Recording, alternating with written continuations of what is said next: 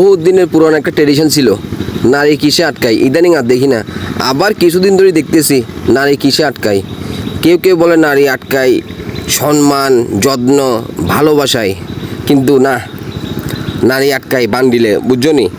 Bundle থাকলে নারী, নারীর মা বাপ, ভাই বোন, চোদ্দ গোষ্ঠী মনে করো যে ওই ইন্দুর মারা যে আঠা আছে না, ওই আঠার মতো আটকে বসে থাকবে, জীবনটাকে দিয়ে ছুটবে না।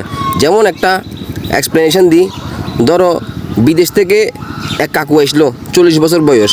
সে কী করলো, 20 বছরের একটা মেয়েরে বিয়ে করে বসে আছে। মেয়ে তো খুব খুশি, হ্যাঁ, আরে সুখের সংসার, খালি সুখ আর সুখ, হ্যাঁ, কোনো টেনশন নাই। কাকু কামাইবে আর কাকি বসে বসে খাইবে। যেমন বড়লোক ঘরের কতগুলো বউ আছে না, ওই বিল্ডিংয়ের মধ্যে বছরের পর বছর বসে আছে, খাইয়ে খাইয়ে ফার্মের কুড়ার মতো হয়ে গেছে একটা, বুঝো নাই?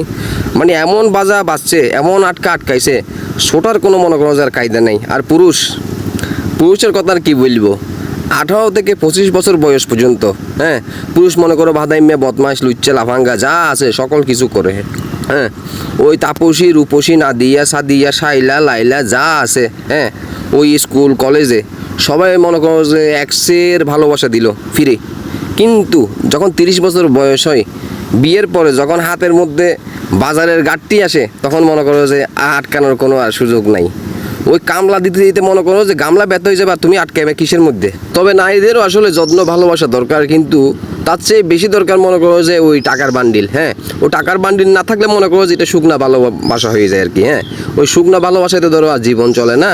আর আমার কথার মধ্যে মানে মূল কথা হচ্ছে উপসংহার আর কি। গুরু রচনার মধ্যে উপসংহার থাকে না, ওই উপসংহার হচ্ছে নারী আটকায় বান্ডিলে আর পুরুষ আটকায় দায়িত্বে। টাকা না থাকলে মনে করো যে পুরুষের জীবনটা হয়েছে গ্যাসের টাঙ্গির মতো, গ্যাস নাই, টাঙ্গির কোনো বেল নাই।